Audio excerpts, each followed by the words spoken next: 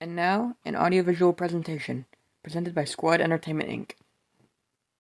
Artemis Fowl is a young adult novel series written by Eowyn Colfer.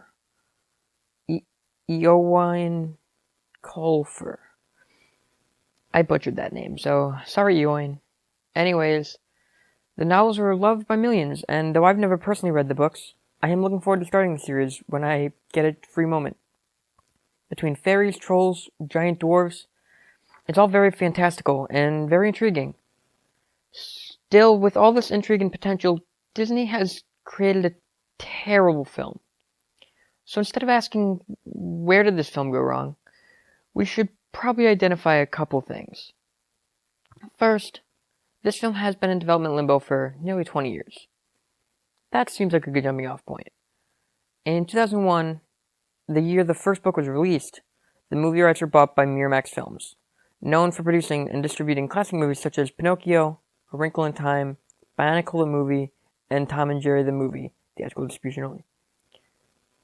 The movie was then written and shooting was planned to begin in 2003, but shooting never happened. The film remained a scrap script until 10 years later, in 2003, when Disney announced they would be making an Artemis Fowl movie of their own. 7 years and $125 million later, Artemis Fowl finally released to the public via Disney+. It was not worth the wait. It was not worth the 2+ hours I spent just watching the movie alone. Do not, under any circumstances, watch this movie. Between the broken and convoluted plot, lazy writing, bad CGI, and lack of pacing, the only redeemable thing about this movie is the performances. I have no words and 25 minutes to kill. So without further ado, whatever ado is, I present Artemis Fowl Unskripted. These games just come so naturally, you just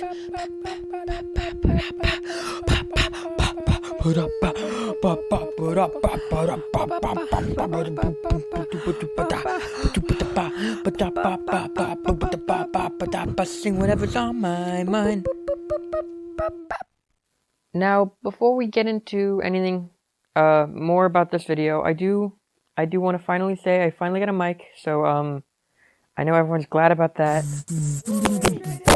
Wow, I wasn't expecting a party. Where did we get the budget for streamers? We just bought a new set. We don't have that kind of money. Wow, this is... Guys, you outdid yourselves. I want to give a round of applause to all my staff and crew for finding a way in the budget to find streamers. Great job, guys. But anyway, before I head over to Plowland, I have one more thing I want to cover, and that is this is being recorded just over 24 hours after the release of the film. I have watched this movie 2 times all the way through. I couldn't tell you the plot of this movie. I have my notes, as always, and I had to Google the plot of this film before recording this, because the first 2 times I saw the movie apparently didn't engrave it in my brain enough.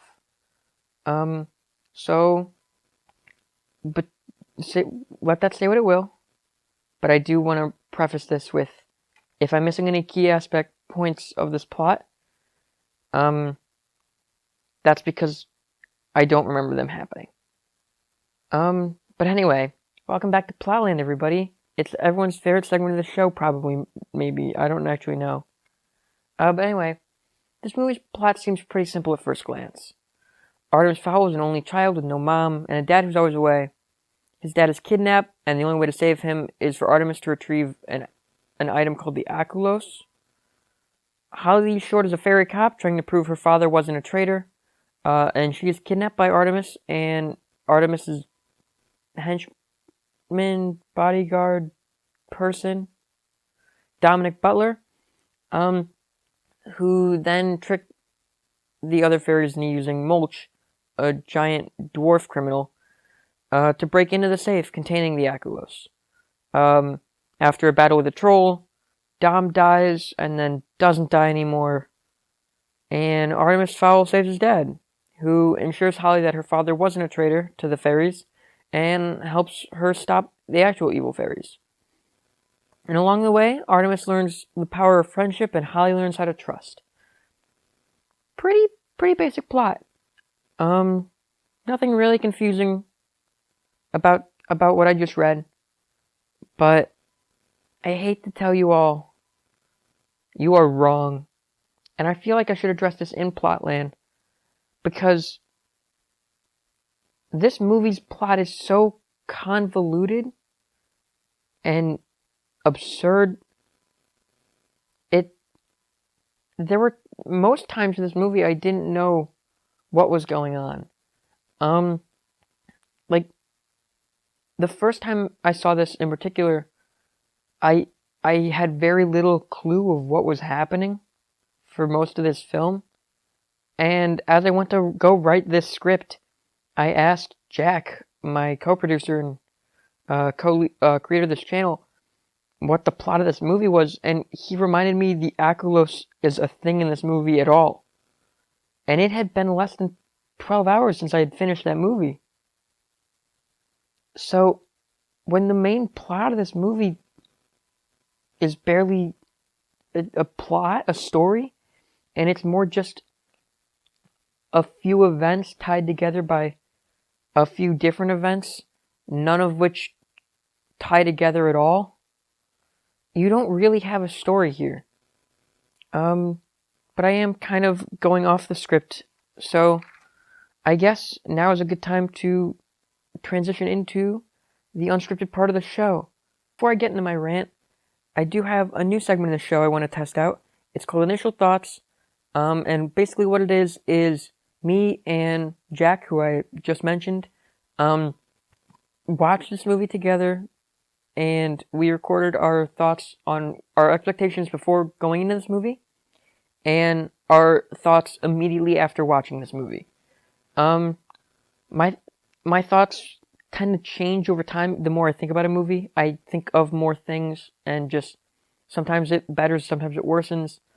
But this segment is directly after we finish a film, our immediate thoughts and opinions before I get into more of a thought-out statement on how this movie worked. But anyway, this is Initial Thoughts. You're ready whenever. It is 7:30 in the morning. I am barely functioning as a human being.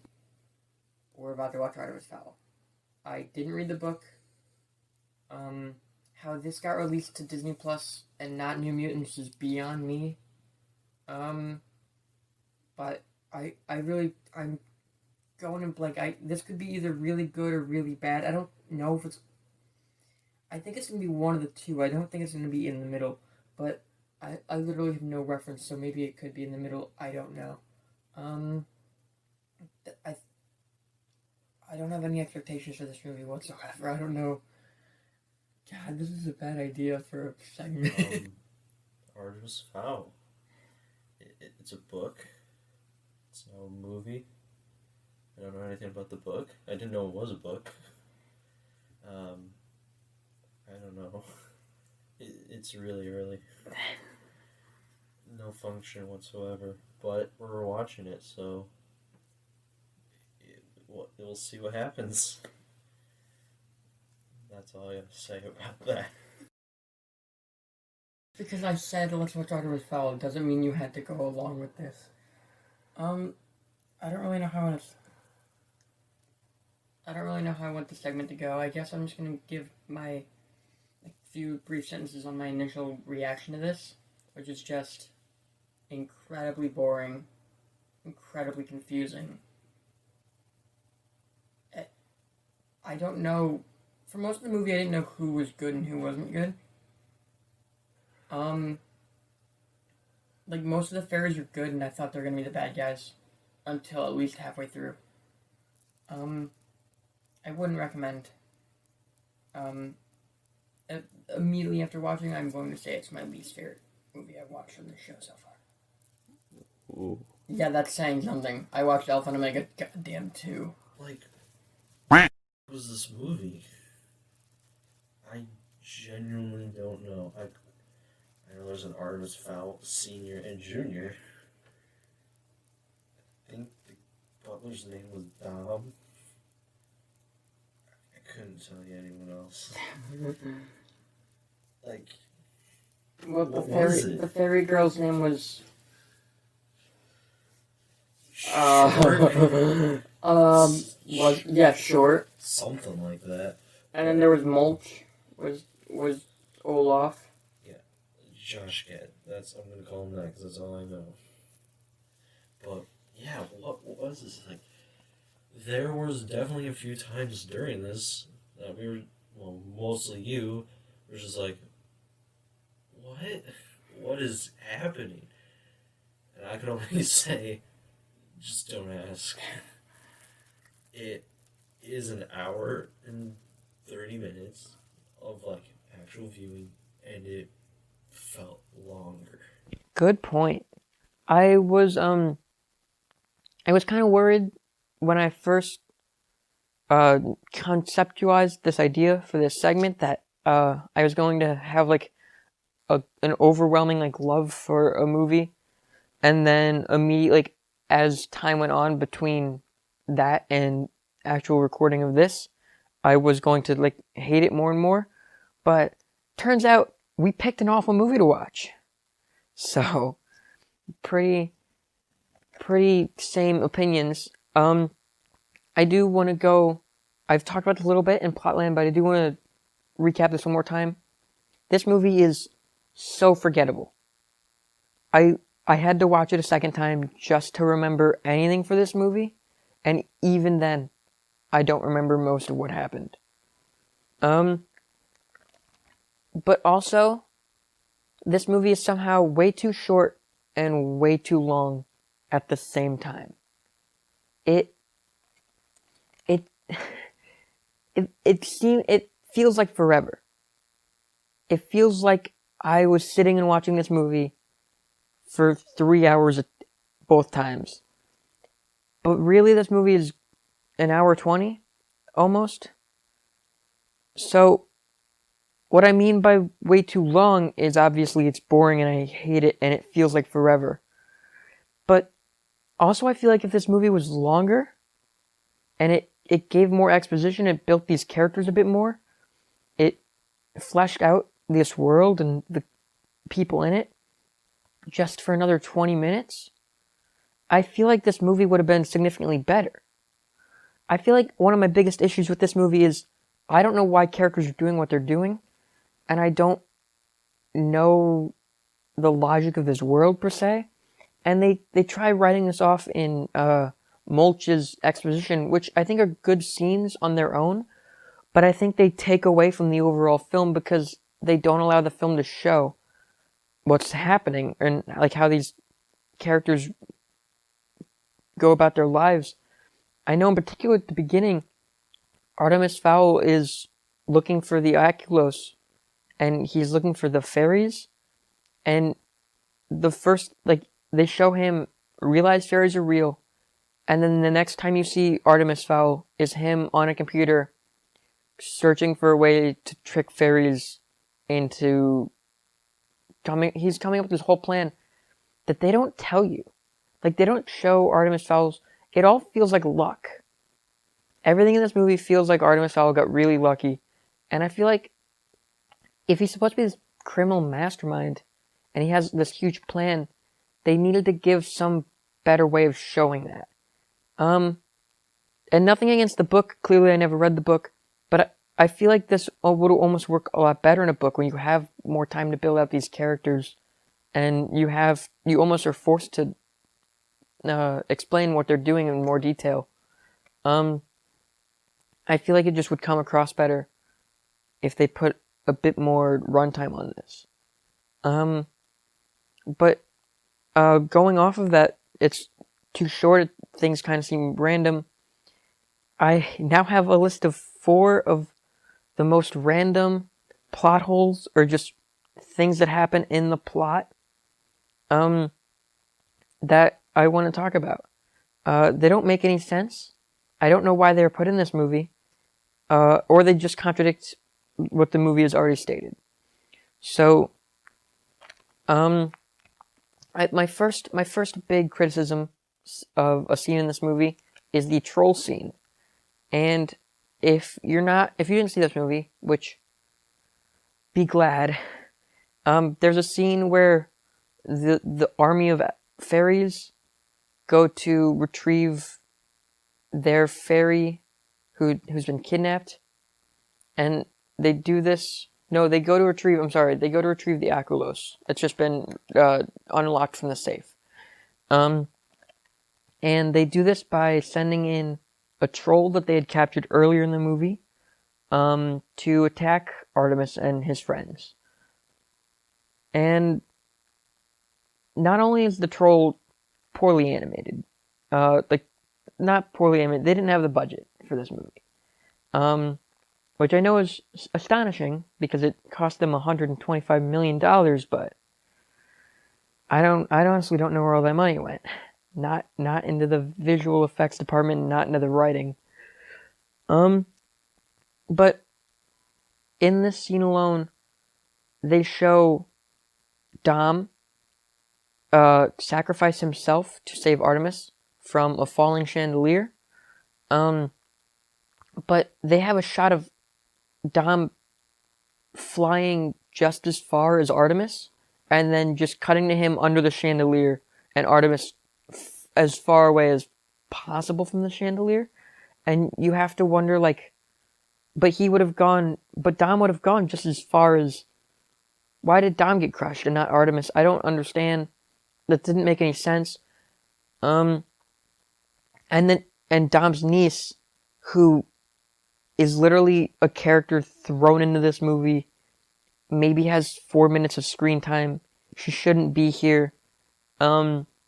She's not even there when they bring him. From him under the chandelier, they cut to him in a different room without explaining how he got there. And he's dying, and the fairy can't help because her magic has been blocked. But Dom's niece isn't even there to, like, comfort her uncle in his death. Like, why? Wouldn't that be a perfect scene to put this character in? Was there a reason that she wasn't? I don't understand. But anyway, he comes back to life immediately after he dies. So there's no suspense there, and everything's a-okay for him. My next big problem with this movie, my next big contradiction actually, is time freeze bubbles. And there are 2 time freeze bubbles in this movie, and I don't know how they work in the books. Obviously, as I've said a million times before now, I didn't read this book, but in the first time we see the time freeze bubbles, they're actually trying to capture the troll that we see in the troll battle I just mentioned. And when they use the time freeze bubble, everything inside the time freeze bubble pauses, except for the fairy inside. Imagine X-Men Days of Future Past, the Quicksilver scene, where everything stops around him. It's actually a direct ripoff of that, but that's beyond the point. So they capture the troll and they bring him away, and then they remove the time freeze bubble and everything goes back to moving again. Then the next time we see them use the time freeze bubble, they are using it on Artemis Fowl's manor. And he, as well as all of his friends, are inside the mansion, or the manor, and they put the time freeze bubble on it, and a random, like, civilian in the background gets frozen, and none of the main characters do. For seemingly no reason. And maybe the book explains that. I don't know. I have no clue. But this movie doesn't ever explain why they don't stop moving, and they're just able to freely move. So you now have 2 different versions of the time freeze bubble, and it doesn't make any sense why you would need the other scene if they're just gonna contradict everything you say in it. But moving on to my next big problem with the plot, Holly is trapped in a cage at one point. Artemis Fowl has her locked in a little cage he is presumably just had lying around in case of fairies. And so he locks her up in a cage, and he asks if he can trust her. And she says yes, and he takes off his sunglasses, which prevent her from hypnotizing him or whatever.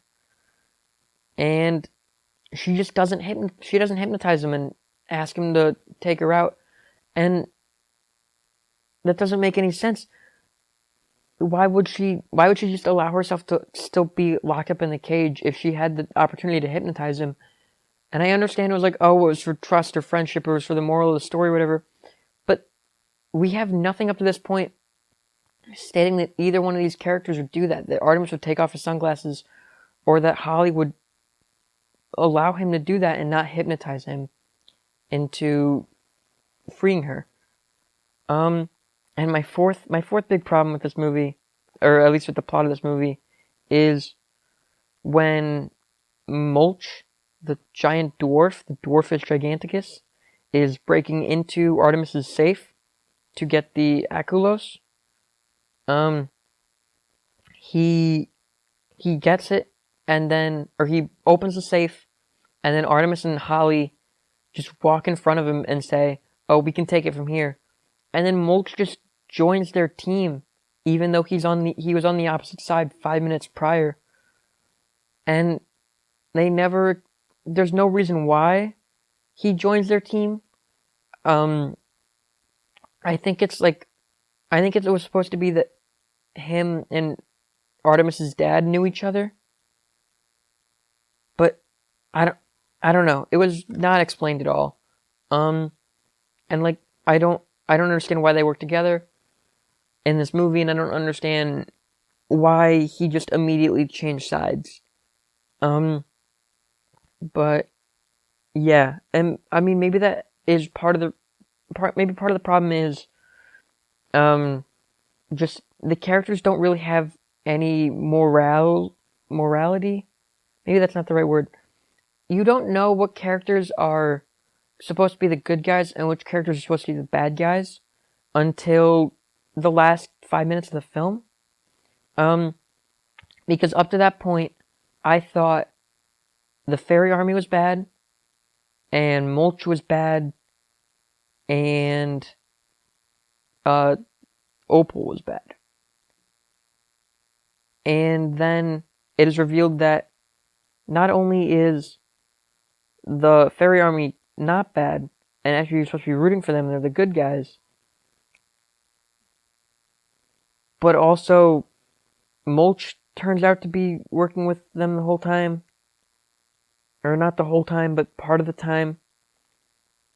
And then, I mean, Opal isn't in this movie. For those of you unaware, because I didn't mention it, Opal is the person, or the fairy, who kidnaps Artemis's dad. And I think it's supposed to be the Voldemort of this series. But it felt very forced and shoehorned in. And I don't honestly know why this character was in this movie. And I certainly know that we won't be getting any more Artemis Fowls moving forward, so we won't see her as a bigger threat. But anyway, yeah, because you don't know what characters are supposed to be good and which one's supposed to be evil, things are kind of all over the place and hard to follow just right there already. But with that being said, just because the characters are poorly written, doesn't mean the actors don't do a good job with what they were given. I think almost all the actors did a great job with their parts, especially the child actors who played Artemis Fowl and Holly Short. They did a great job. This is Artemis Fowl's first credit and Holly's third or fourth, but it's her first big one. And I really, really hope that this does not kill their acting careers right here and there. But all the actors did really well with the poor writing they were given, and I'm honestly impressed that I'm saying that because typically, especially movies with child actors, they can get a little bit poorly made. But I think this is really well done, at least from an acting perspective. And I want to applaud all the actors who had to make this movie. I've also talked about this a little bit, but this movie has some really stunning visuals at times. And when it doesn't have those stunning visuals, it has the worst CGI in a $125 million production I have probably ever seen. It's if it's not stunning, it's terrible. There's no in between for this movie. It's very one-sided. A few more nitpicks I have about this movie. I wouldn't call them nitpicks actually. There's a scene towards the beginning of the movie where Artemis Fowl finds out that the media thinks that his dad is a criminal, and as Dom pulls him out of the room of the TV, he's screaming at the top of his lungs, "My dad's not a criminal. He's my dad."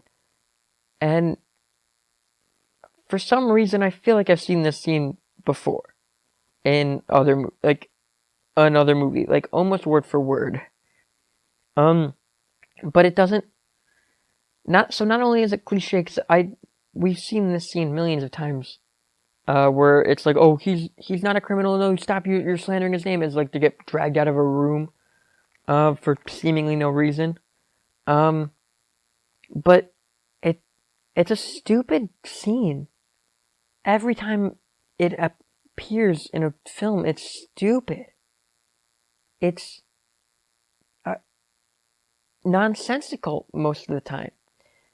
And especially in this movie, it's very out of character for this supposedly brilliant 12-year-old to just be screaming in a TV, "He's not a criminal, he's my dad."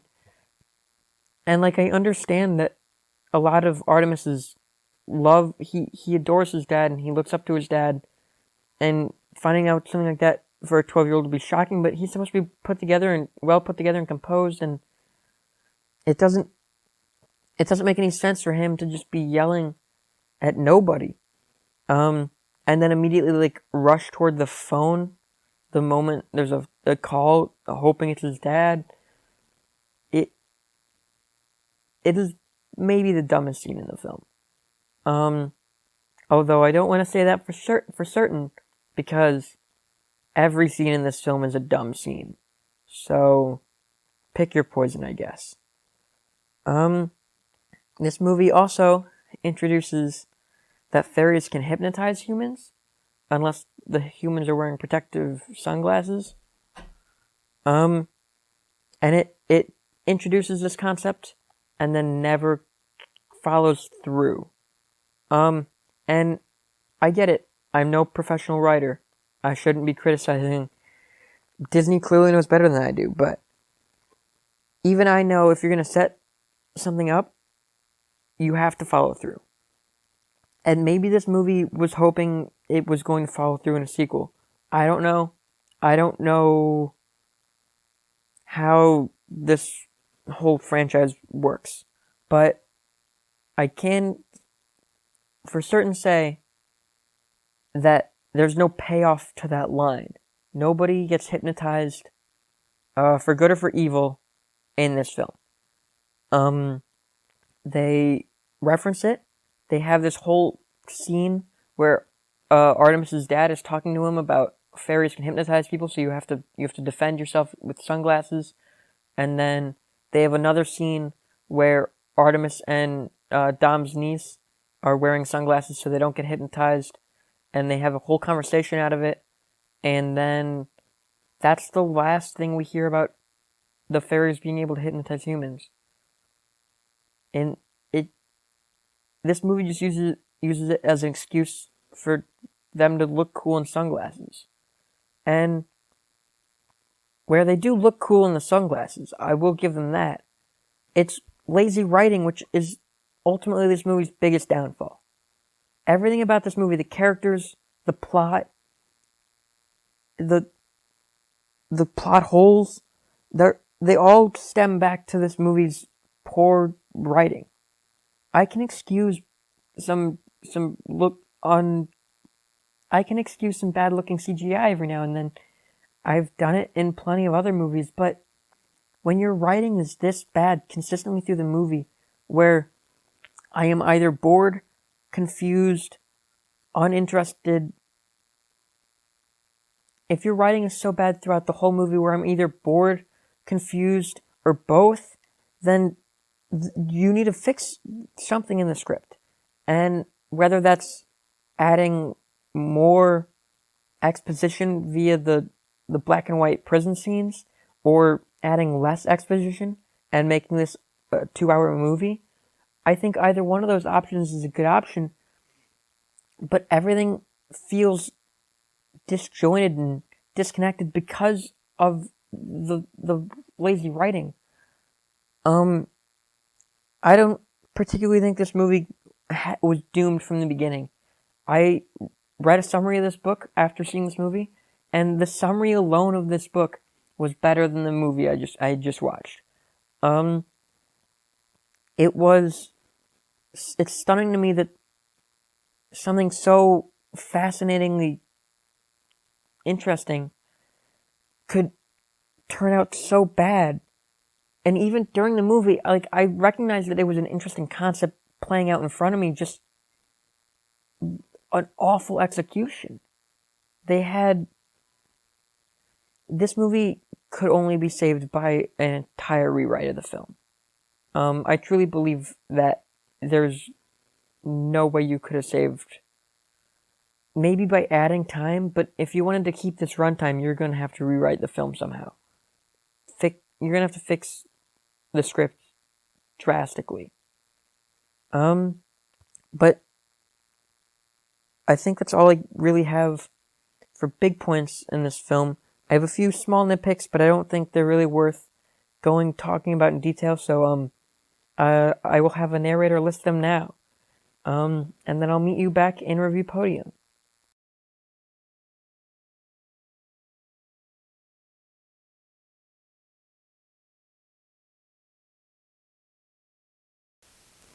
Our first category in Review Podium is plot. The little amount of plot I was able to follow in this movie was boring and made me want to turn it off. Even rewatching the movie, I had a better understanding of what was supposed to be happening, but I was still very unsure on why characters were doing what they were doing, or the series of events in general. So, plot is going to receive a 0 out of 5. Our second category is writing. Whether it be dialogue, a character's motivation, comedic relief, or just the story of the film, writing is a very important aspect to any movie. This film has some of the worst writing in all of those subcategories that I have ever seen. This movie gets a 0 out of 5 for writing. Our third category is entertainment. This movie made me feel physically ill, and then I realized I was going to have to watch it a second time. That was a living nightmare. There is no entertainment value here whatsoever. This movie got a negative 2 out of 5 stars on entertainment. And finally, delivery on setup. This movie sets up plenty of plot threads that just disappear entirely or change massively to convenience the forwarding of the plot. Clearly, the writers didn't know how to deliver on promises that the movie makes, both to its audience and throughout the duration of its runtime, and shouldn't have been given the ability to write this movie. Delivery on setup gets a 0 out of 5. Well, now that I've rated this movie, I guess now I have to rank it amongst the other 2 films I've seen on this show. And this may come as a surprise to you, but it is going at the very bottom. And I do want to explain myself a little bit here. Alpha and Omega wasn't good, but at least Alpha and Omega I was able to follow the story of it, and it had the courtesy to only be 45 minutes long, and not over an hour. And at no point during Alpha and Omega 2 was I ever so bored where I wanted to turn it off. And don't get me wrong, I didn't enjoy that movie. But in comparing the two, one of them made me hate life, and one of them just made me hate movies about animated wolves. So, Artemis Fowl is definitely dead last. But anyway, thank you all for watching. We do unscripted videos every other Thursday, and unscripted podcasts on the every other Thursday time slot. We also write comics on at X's Comics official on DeviantArt, and at X's Comics on Twitter and Instagram. So if you would like to follow us there, we actually put more effort into the writing and illustrations than I think this movie did at all. But yeah, we write superhero stories, and it's a lot of fun. It's free, so if you'd like to check us out, that'd be great. And if not, you can always comment down below what you would like to see on the next episode of Unscripted, what you'd like to see us talk about, and maybe we'll answer your suggestion. I don't know. But anyway, thank you guys for watching, and we will see you in the next video. Goodbye.